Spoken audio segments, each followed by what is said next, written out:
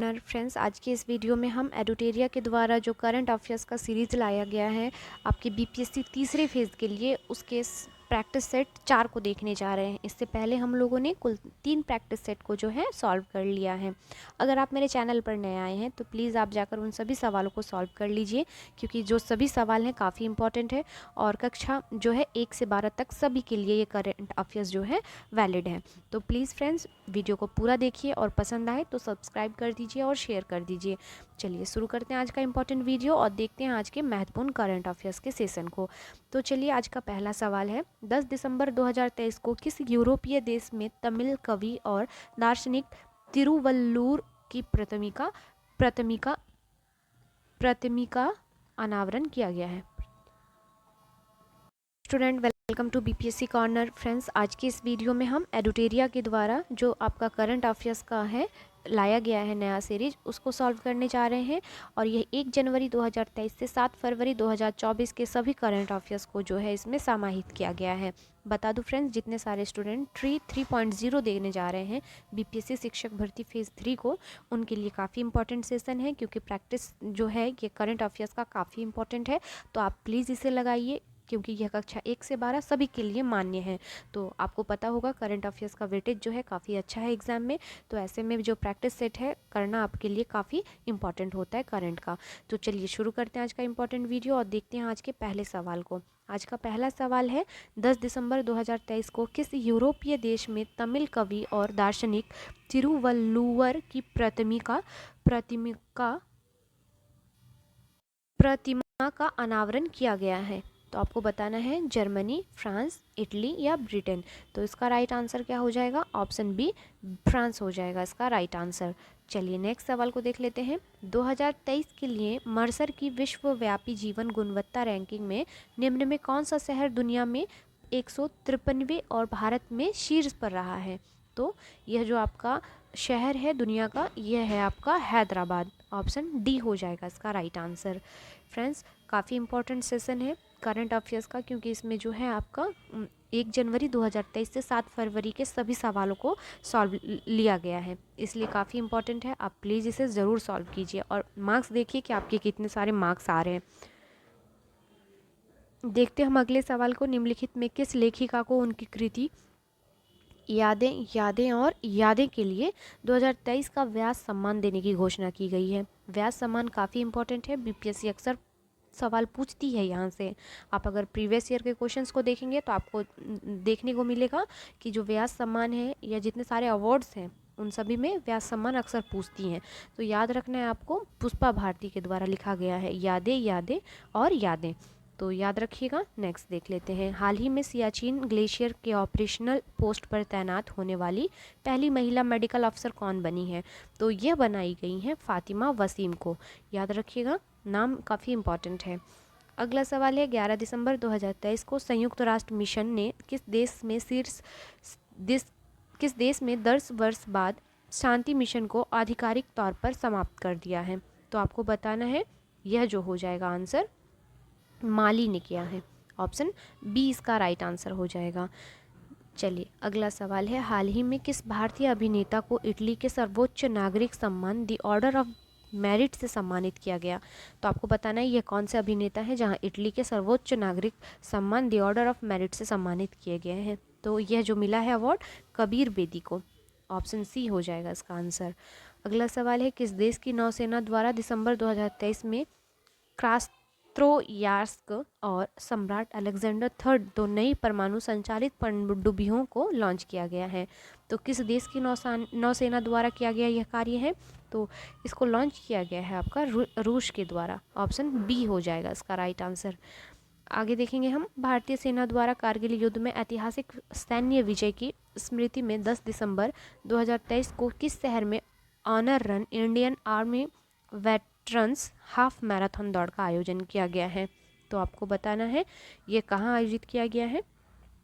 इसका right answer क्या हो जाएगा फ्रेंड्स? नई दिल्ली में इसका आयोजन किया गया है। सवाल है हमारा, दुबई में आयोजित COP28 जलवायु सम्मेलन में किस देश के plastic surgeon doctor Atul Shah को उनके अभिनव कार्य के लिए प्रतिष्ठित गेम चेंजिंग इनोवेटर पुरस्कार से सम्मानित किया गया? तो यह किया गया है भारत। ऑप्शन सी इसका राइट आंसर हो जाएगा। यह भारत के जो है प्लास्टिक सर्जन है डॉक्टर अतुल शाह। नेक्स्ट देख लेते हैं क्वेश्चन नंबर 10 को।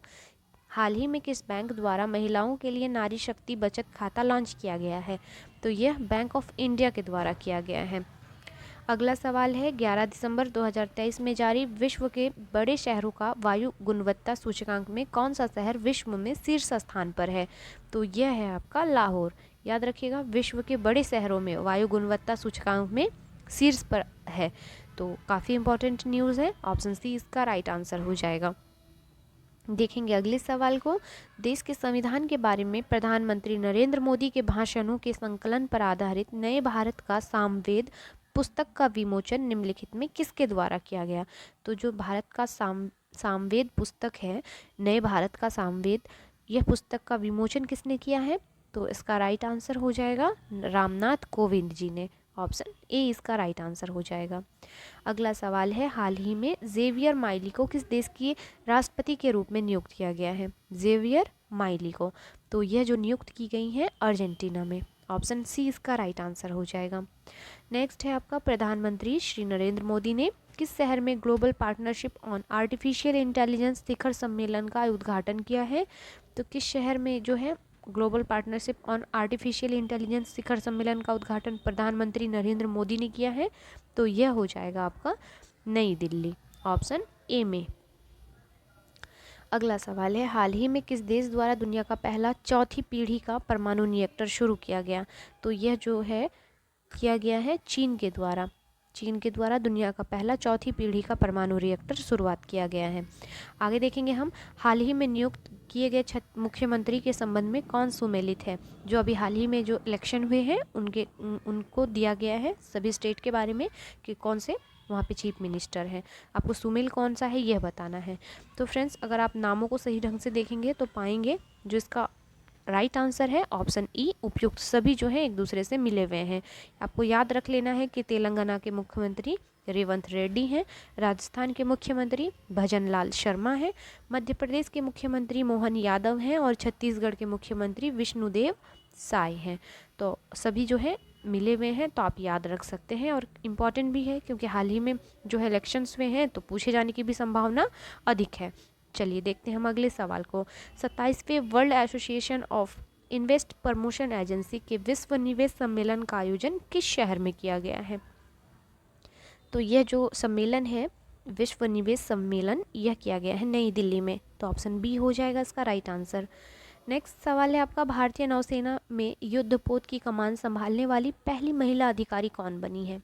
तो यह जो है भारतीय नौसेना में युद्धपोत की कमान संभालने वाली जो महिला अधिकारी हैं यह है आपकी प्रेरणा देवस्थली। नाम काफ़ी इंपॉर्टेंट है। जहाँ कहीं भी पहला शब्द आ जाए फ्रेंड्स, वैसे जो है करंट अफेयर अक्सर जो है एग्जाम में पूछे जाने की संभावना होती है।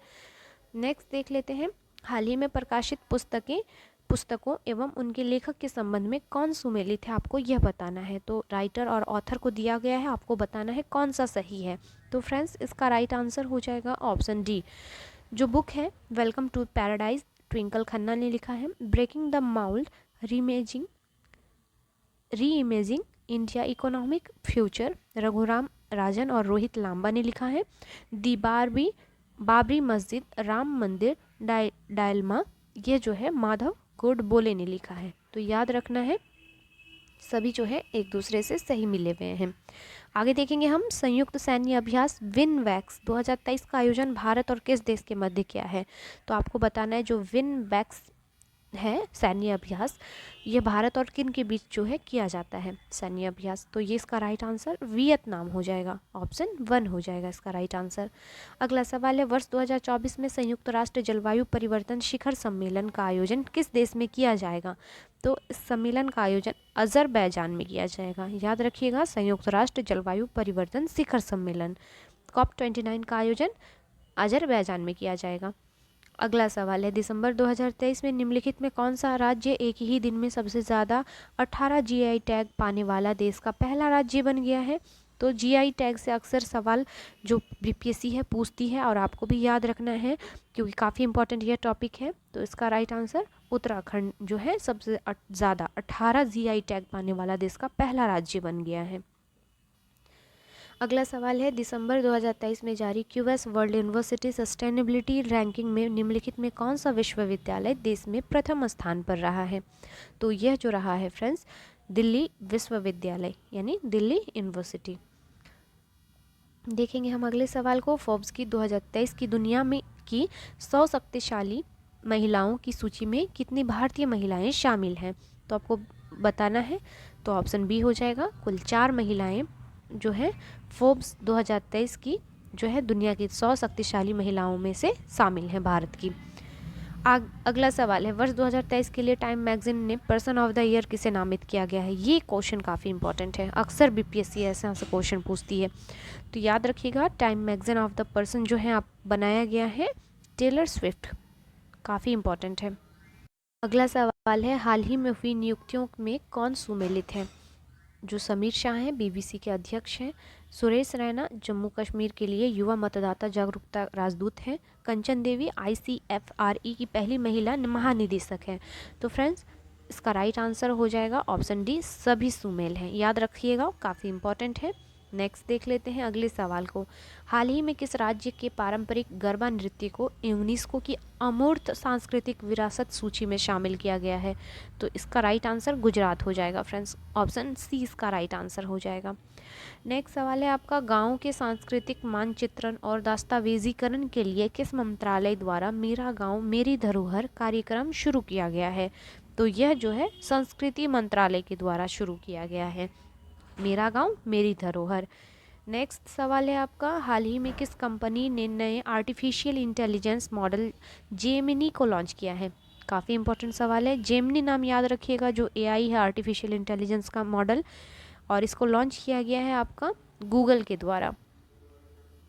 अगला सवाल, टाइम पत्रिका द्वारा किस खिलाड़ी को वर्ष 2023 के लिए एथलीट ऑफ द ईयर नामित किया गया है?